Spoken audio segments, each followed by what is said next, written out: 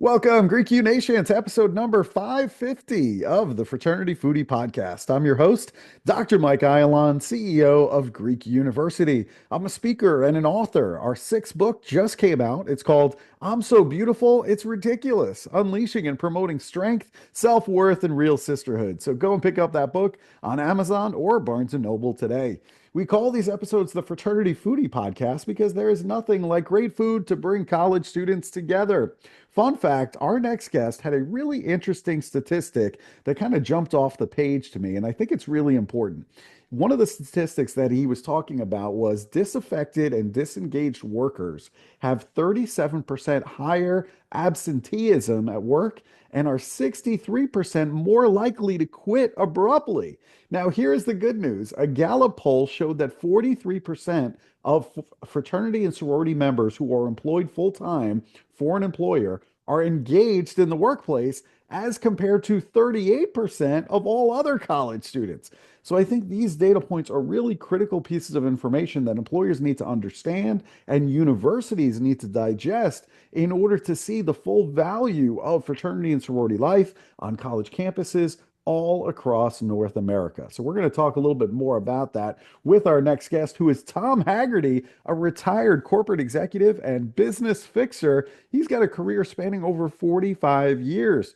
He has made presentations at numerous public and private events. He's written articles, op-ed pieces, and has been interviewed by a variety of print publications and electronic media outlets. He is, first and foremost, a dad, a papa, and the author of The Business of Relationships, in that order. Welcome to the show, Tom.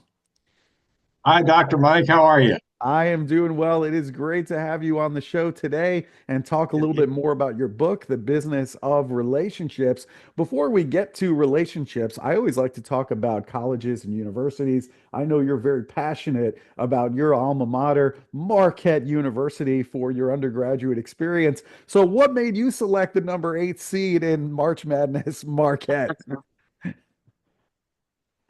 Well, we were the number one seed in a lot of years when I when I was hanging around there. But let me go back a bit. I went to a all boys Jesuit Catholic high school in Cincinnati, St. Xavier High School, pretty well known at least in this region. And what we had over and above the norm, I think, Mike, was we had a college guidance counselor who did some very early work in programming um, for the students, a like and dislike sort of grid, where you would go down and you would say, I want to stay within X number of miles of home. I do want to go away. I want it to be Catholic or not Catholic. All kinds of criteria. And he fed this probably on punch cards into a computer. And it spit out the colleges that were fitting that description for you that he had loaded in and so forth. So Marquette was on that list, and there was about 6 or 7 other schools. I had Loyola in Chicago.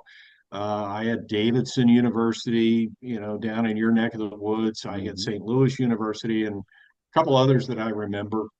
And a buddy of mine and I just carved out some weekends with the approval of our parents. We jumped in a car and we went to these places, scheduled appointments and went to them. And I really loved Marquette for the city environment. It's literally in the center of the city. It's a very urban campus. It's gotten a bit different now with closing off some streets, buying up properties, that sort of thing. But it was very urban, still is. And I love the environment. And I was going to go to law school, and they had a great law school for after undergrad. And back in the day, Mike, they had a great basketball team. I mean, there aren't many coaches better than Al McGuire if you want a big personality. Oh, yeah. And he was just a guy that hung around campus, associated with students, lived the life, so to speak. He wasn't one of those inaccessible personalities. Mhm. And I fell in love with the school that weekend, and that's where I spent 4 years. Not a bad place to spend your 4 years, and I know you're going to be cheering them on tomorrow night. So that's always very exciting, no question about it. Now, you're the author of this book. It's called The Business of Relationships, and I think our audience might be wondering, how can a retired business executive guide all of us to a better relationship with your spouse, your siblings, your kids, your parents, or your boss? How does that work? Well, I would spin it a little differently than that, Mike. Maybe I would say not just any retired executive, but this retired executive. And and I was a guy over the years, Mike, that took a lot of inspiration from quotes. And those quotes could come from a musician, they could come from a politician, certainly a business leader. That's where I played best, so to speak. That was my sandbox. And I think, there's religious quotes out there, whether it's from scripture or whether it's from, someone who is in a position of authority. And I would simply gather these and write them down and sort of jot a few notes here and there about how I thought they might apply to life in general or relationships or any number of things. I think one of my favorites, and I didn't use it in the book, but Warren Buffett said, when the tide goes out, it's real easy to see who doesn't have any pants. Okay. And and he said that, Mike, in the context of companies that pad their earnings, that fluff up their earnings calls, that deceive their employees with pie in the sky, platitudes and so forth. But I looked at it and I said, you know what, that's kind of true in relationships as well. If you're always trying to fool somebody, you're going to end up fooling no one other than yourself. And so, I was that kind of guy that collected quotes. I used them in presentations with people. I used them certainly in consulting, trying to illustrate, various points and so forth. And so when it came to relationships, actually, I like to call this the book that was never supposed to be a book. It literally started as a series of essays that I would write from time to time when I encountered an interesting quote. And I would ship it off to my kids. They were adults at the time, young adults. I'd ship it off to them. I'd ship it off to a few friends. And I forget who said it, but somebody said to me, these ought to be a newspaper column. You ought to pitch this to a newspaper. And I thought, nah, that's not me. I don't want that. But I had lunch one day several years ago with a newspaper friend of mine who writes for the local business press here. And and I said, would you mind if I sent you a few of these? Because some people are bugging me about this thing being a column.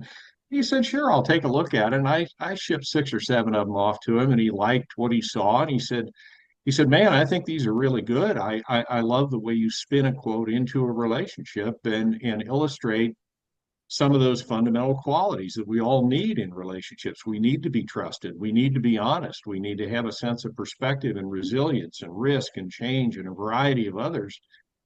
And he asked me if it was okay if he pitched it to his editors. And I said, sure, why not? The editors came back a couple of weeks later and said, hey, we really like these, but we're not an op-ed paper. We're a fact-based business weekly, part of a big conglomerate around the country. And we just don't have advice columns. But tell your friend if he had enough of these, it'd make a good book. So it kind of became this sort of iterative thing over a period of years. And when I got a publisher to say yes, and they held my feet to the fire about, okay, you sent us this many, when are you going to have this thing done? And I was like, well, oh hell, now I really got to produce something.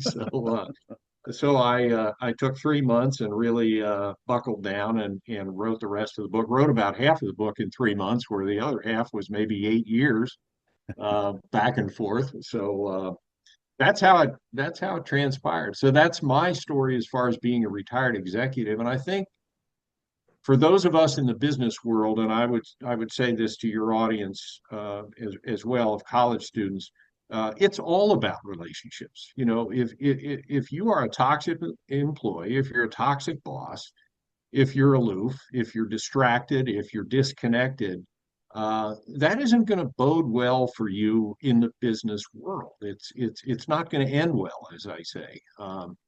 So that's where I think the book fits, is trying to give people some ability and some guidance in fostering good personal relationships. Hmm. I think it's incredibly important and it's great lessons, I think, for college students to learn more about. You talk about the $8 trillion impact of bad relationships. How do you quantify, the impact of it? And what do you mean by that in terms of the impact on, bad relationships? Well, again, I wish I was the smartest guy in the room, but I'm not. But I trust the Gallup people. They did a survey in 2019 or 2022 rather, Mhm. uh, and basically what they came back with was that the disengaged, disaffected employee and or boss is responsible for an 11% global reduction in GDP. Wow. So the $8 trillion figure comes from that when you look at it as a factor, if you will, of 11% of total GDP. One of the findings that was really important to me, at least in citing that statistic, was that the disengaged employee and or boss is 18% uh, decrease in productivity over an employee who's engaged. So that was a big deal to me. And then you look at things like turnover cost. It's about a 33% rate of an employee's salary is going to be dedicated to training the new employee when the former employee quits. So there's a big cost in turnover. You mentioned at the outset of this discussion that there is also much higher absenteeism Mhm. and much more likelihood to quit abruptly. So the $8 trillion, I trust Gallup to say that's a real number, and that's how bad this is in terms of having disengaged, disaffected people on your staff, either in management or in line positions. Hmm. You also mentioned three reasons why employees will ghost companies. And we have a lot of students who are listening right now that are perhaps ghosting their student organizations on college campuses as well. I'm wondering why is this phenomenon happen where employees are ghosting companies, and what can we do about it if we're leading these organizations? I'll give you the top three that I see, and that research has indicated to me that these are the top three. And I'll throw in a couple of bonus for a bonus round, just because I'm a Marquette guy and I'm always trying to overachieve. Okay. Um, First of all, I would say that especially since the pandemic, jobs are looked at as transactional. They are certainly transactional to the employer, and we've seen that with mass layoffs. You don't even have to look beyond Washington to see how transactional it's become in just the last 4 or 5 weeks. Hmm. But on the employee side, it's tit for tat. It's saying, if it's transactional for you, and if the only value I have to you is what I did yesterday, then I'm going to look at it the same way. So I think that transactionality of the jobs is a big deal. And people really see, and this is a relatively new phenomenon, but people relatively say, I don't see long-term value in maintaining contact.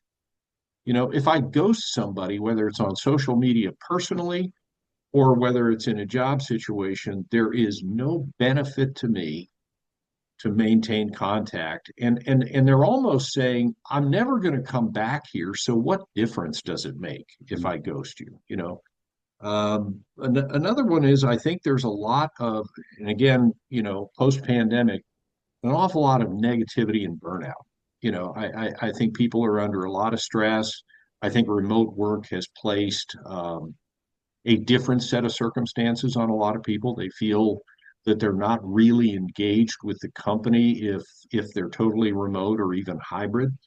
Um, and I think to many people, Mike, it's an act of self-preservation. The negativity and the burnout becomes so pervasive that they say, I'm going to quit.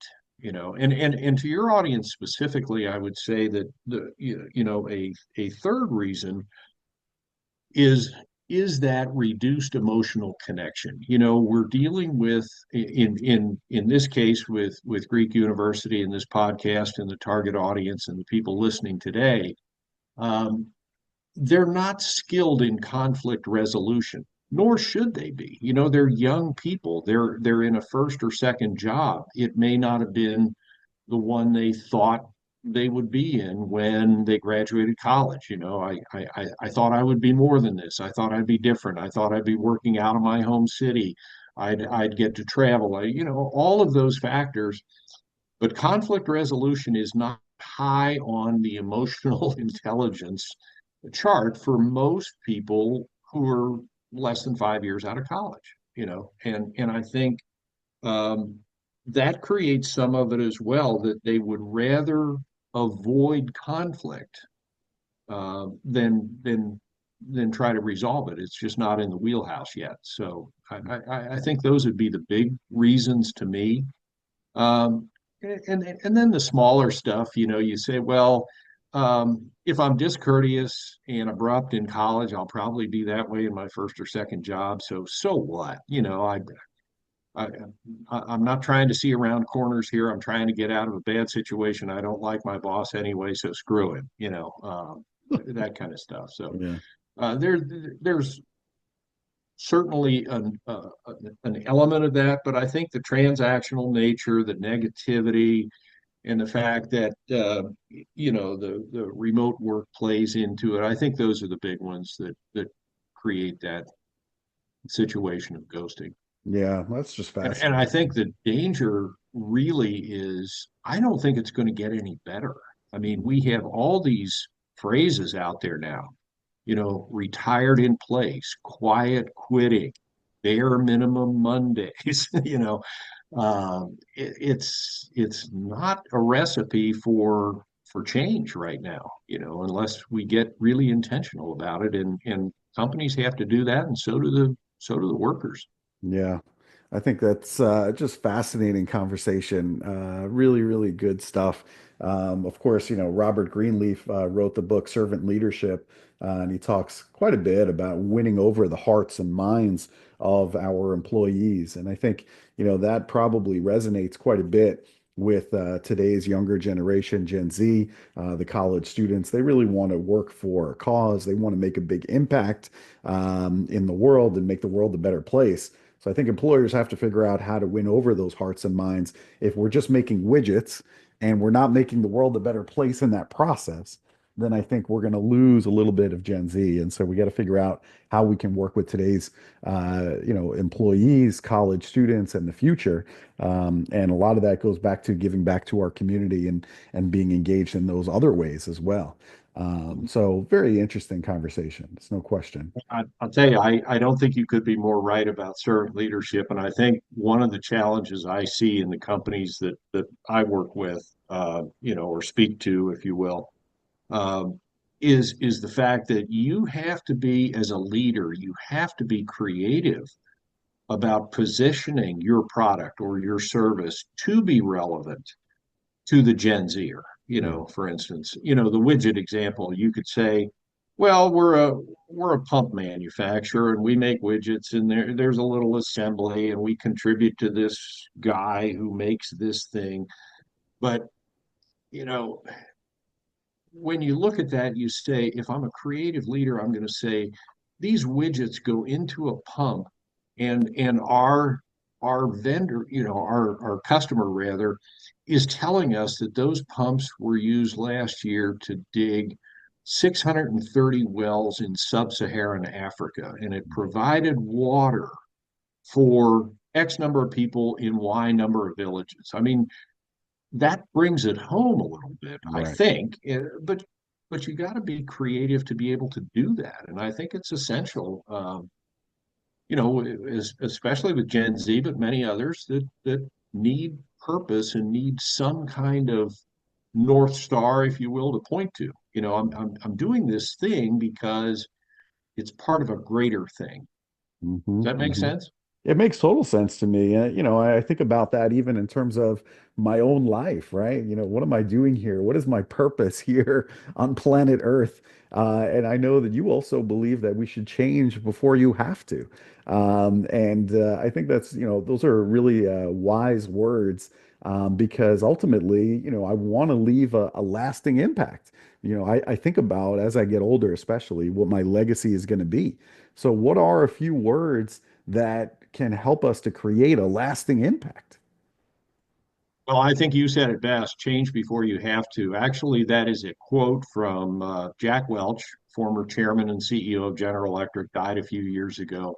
Mhm. He was honored, post GE, he was honored as being the executive of the century, I believe. Now there's a lot of revisionist history right now about Yeah. was Jack really as good as he was? Everybody wants to take a look in the rearview mirror 20 years ago, 30 years ago. But at the time I worked for GE, he was a big personality. And change before you have to was something he said in a speech to his business leaders of the various GE units. And he said it this way, Mike. He said, if you are not number one or number two in your marketplace, I will fix you, close you, or sell you. So change before you have to. And it was a call to action, to strip away the layers of middle management, to streamline decision making, and all of the things that he became famous for, in producing results, tripling shareholder value, et cetera. So change before you have to was very much a business message. But when I looked at those words, I said, if I were to associate those with a relationship, with a personal relationship that I want to have with you, others, I would say change before you have to, you know, and that means change that budding addiction before it kicks you out of the house. Change that financial responsibility before it drives the car and the family with it into the ditch. You know, change before you have to, the aloof nature, the bad temper. You can go on and on. Change before you have to. Those five words to me, it was one of the favorite essays that I wrote when I came across that from him because I said, man, this is so impactful and so right, for all of us outside of the business world, and you could say that about anything from being the chairman of your local community council to being a good golf partner to be, whatever you want to take it to, change before you have to is something that to me is high impact in five words, you Yeah. know. It is Um, very high impact, no question about that. I look at what's going on in Washington, D.C. right now and all over the country, quite frankly. We are a very divided nation, certainly politically. I'm looking on the news and I'm seeing Americans going to these town halls with politicians and screaming at town halls. And I think that's happening on both sides in order to be fair. So why do Americans not trust each other right now? And what in the world are we going to do to fix this? well, I think again, if I backed it up a little bit to your observation, you mentioned at the outset, 68% of us fundamentally believe that people can't be trusted. And that is, in 50 years, we have gone from basically less than half of our people feeling that we can't trust each other to over two-thirds. And what seems to be causing that is we've had a breakdown in reliability for one. People don't believe that we each other are reliable. We are not as we can't be counted on like we used to be. And I think there's a whole lot of stats about loneliness, disaffection. The divorce rates are high. You look at American kids, and I cite this frequently. American kids are right now three times more likely to grow up in a single parent household than the worldwide average. Well, That's insane to me to say insane. that. Yeah. Because you look at it, Mike, and you say we're the most prosperous country, arguably the most powerful country, arguably the most advanced country, and yet we say really, our kids are 3 times more likely than the worldwide average to be stuck in a single parent household. And I don't mean to disparage single moms or single dads at all, but I'm saying it's a fact that that is a marker, in many ways for getting in the way of future success. So I look at that and I say, okay, so we don't think each other is reliable. We certainly have some cultural and social factors that play into this as well. Like I said before, highly individualistic country getting to be more so. What's mine is mine and what yours is mine too. That kind of a thing. So I think that's dangerous. I think you mentioned it too, political polarization. We have never been in our country, or at least in our lifetimes. I don't think we've been in a place where we say your political affiliation is a deal breaker for me. I can't be your friend. I can't be your golf partner. I won't go to church and sit next to you. If I see you in the grocery store, I'll probably go down another aisle. Why? Because of I don't remember ever having a time when I could say to myself, I can't be friends with a Republican or I can't be friends with a Democrat, as if that was the number one criteria. So I think political polarization is a big deal, and I think there's a lot of distrust in general because of the economic inequality that we're seeing. People don't trust each other when there is that kind of perceived inequality. I didn't get mine, so you shouldn't have yours. And if you do get yours, then that creates a rift between us. I think that's a big deal, and I think the media in no small measure plays a role in this in two ways. Number one, most Americans are saying right now they don't trust mass media. 31% of us are saying, I trust mass media to communicate honestly, effectively, accurately, and so forth. That means almost 70% of us are saying, I don't trust the media. That's a difficult situation to overcome. And we also have a situation where with the media being influencers and having so many channels of consumption, so many opportunities to put us in silos, I think that breeds the distrust as well. So I say those are probably some pretty strong reasons, in addition to the rise in overall cynicism in general among us. So. That's just sad Yeah. commentary, unfortunately, because we both have known different times when it wasn't like that, and now we see where we are today, and it's maddening to think, how are we here? How are we in this spot, given all of the positive things that you talked about in terms of us as a nation being, one of the most, if not the most developed country in the world. So really, really frustrating right now for everybody.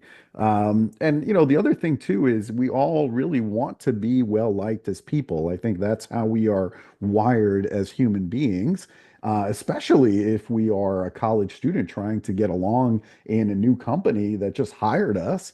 We want to get our careers off to a good start, so we want to be well liked in this new company that we're working for and create some future wealth and relationships. So how do we guarantee not to be liked? Well, let me take a step back into the trust just for a second. Mhm. I think that we have to remember that there's hope, and there's hope in things that have traditionally worked. If people are more transparent and they're more accessible, that's going to help with trust. I think that's on the individual to do that. I think things like open dialogue and community engagement and some sense of ethics in leadership. I think those are all things that can stem that tide and begin to reverse it. But to your point about the college student, I think it's absolutely essential that our young people graduate and go into that working world realizing that it is way different than college. If the guidance counselors and instructors and their peers aren't emphasizing that, I think it's a tragedy because work is different than school, and it's way different to transition from when you went to school, when I went to school, hell, we were still riding horses, to get to school at Marquette. Not really, but no, you get a sense of what I mean, that transition in those initial 90 days are critical for, and I would say some things about maybe not being liked, if you will. I would say one way to not be liked is make everything get back to you. Any conversation, any interruption, look at it as an opportunity to one up somebody. Well, when I was there, when I did this, when I did that, and I'll never forget, you talk about dressing somebody down. I had a really tough boss one time who I had a lot of respect for, but he did not suffer fools lightly. And we were in a meeting with a firm that was doing some market research for us. And the presenter of this would say, I did this, I did that, I found this, I saw this trend, I did, I. And finally, my boss looked at him and he said, quite frankly, I could have sent a dog with a note to do what you just did. And you talk about the aha moment for everybody in the room. It's like, oh my, this is talk about a bomb over the fence.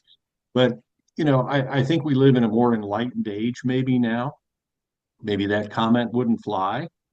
But I think the sentiment is still there that if you make everything about you and you turn it back to you at every chance, you're not going to be a person who's liked. I think chronic negativity is another one.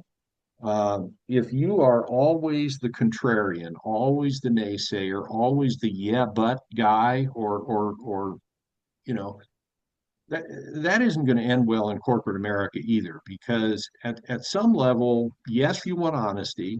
Yes, you want somebody who's smarter than you in the room to say, I see this a little differently.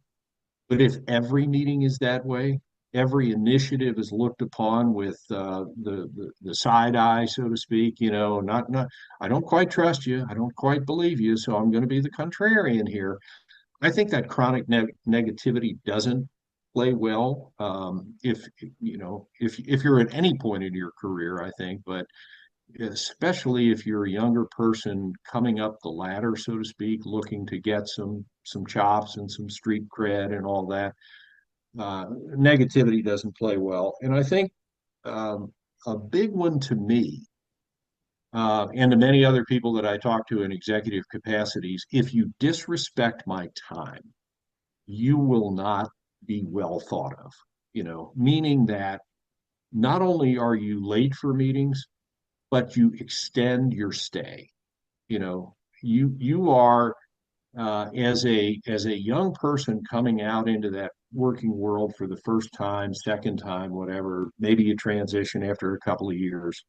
The people you're interacting with on your team and superior to you are time crunched. Everybody is.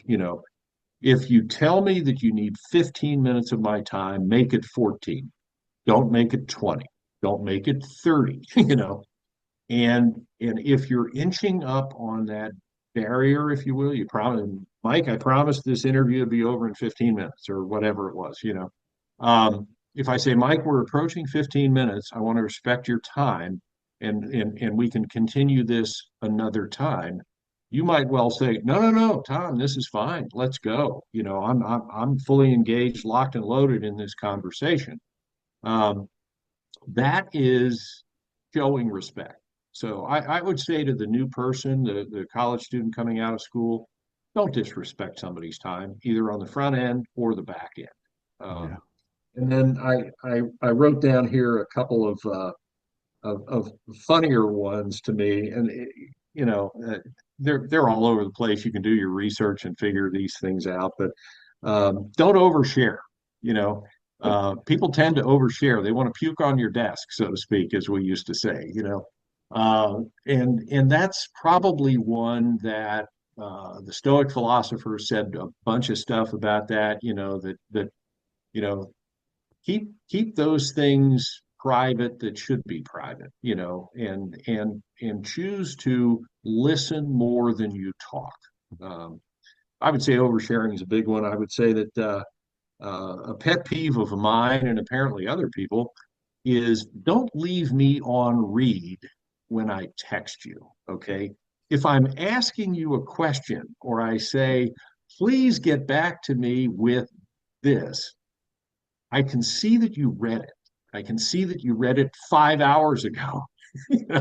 Don't leave me on read status when I asked you to respond to a question. And then the funnier one, which I hope none of your listeners do, is carry a flask at all times and drink inappropriately. Take a swig during a job interview or at a funeral.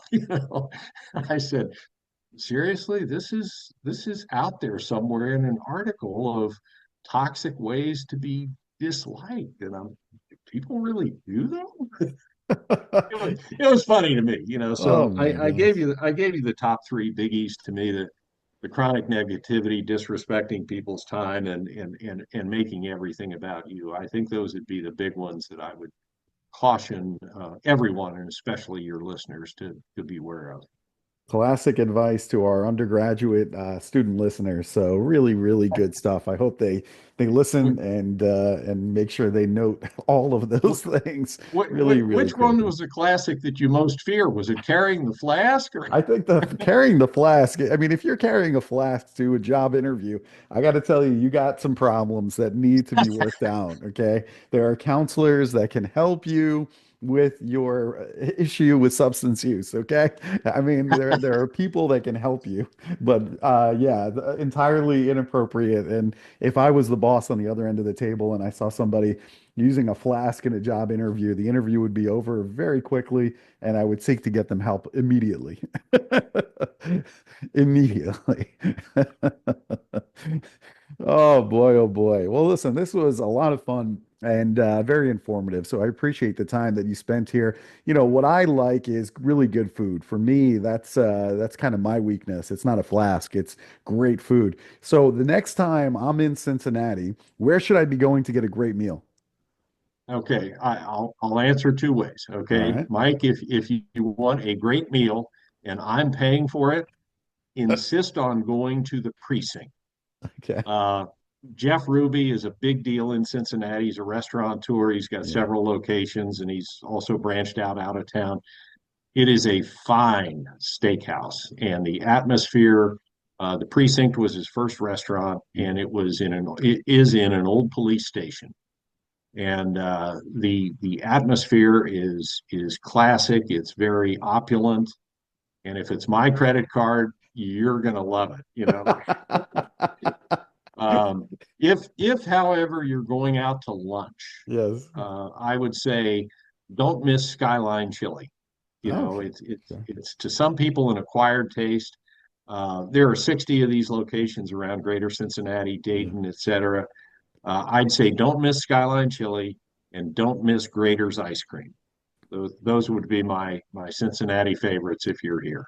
Excellent tip. Skyline chili is always a big one. It's on everybody's list if you're in Cincinnati. Yeah, So I was waiting for that. I was like, it's got to be there. yeah. I'll tell you, we got some great burger joints too. Yeah. Little hole in the wall places that if you're really hankering for a good burger, I could name a half a dozen right off the top of my head. So yeah, All right. So it's burgers or chili. Those are your options. burgers, chili, or steak. We're a meat and potatoes You town, sense Mike. a theme here, folks. Well, it's been a lot of fun, really good stuff. So, for our listeners, if they want to connect with you for speaking opportunities, training opportunities, or maybe to go and pick up your book, The Business of Relationships, where should they go to connect with you? Well, the Business of Relationships is out there on Amazon and Barnes and Noble. It's available both in print and as an ebook. And if they want to contact me about any speaking, training, engagements, It is Hagerty TP. That's HAGERTY TP, like Thomas Patrick, at gmail.com. And Perfect. boy, I'm thrilled to be here. One of the questions that we didn't say or didn't get to was why thanks is better than being grateful. I just want to say thank you. Professionals don't do that very well. When you're giving a speech, or your doctor or your lawyer, how many times have you actually heard your doctor say, Mike, thank you for coming in today. It means a lot to me. I'm glad that we were able to do your physical this year. Never. It's pretty rare, Yeah. right? Professionals are lousy at saying thanks. I want to say thank you for your grace and for your honesty and for the preparation that you obviously showed here. It really means a lot to me, and I had a lot of fun today. Well, good. Hey, listen, I appreciate that. It's very kind of you to say. I'm just trying to give the information that I needed as an undergraduate freely to the undergraduate students today, so they're better off. I think that's what all of our responsibilities are collectively, is to make sure the next generation has a little bit easier than we did. And so if I You got had it. this treasure trove of interviews with, business executives like you that could help me as an undergraduate student, then wow, what I could do with that information would just be incredible. So I'm kind of paying it back to my former self in a way. Um, You're doing a hell of a good job. I'm trying This every single this day. But thank this you is very much. It's very kind of you, Tom. I appreciate that. And thank you for being a great guest. Tons of humor and tons of insight that I think the undergraduate students are really going to appreciate. So thank you as well. And thank you to our listeners. Thank you so much for hanging in there with us today.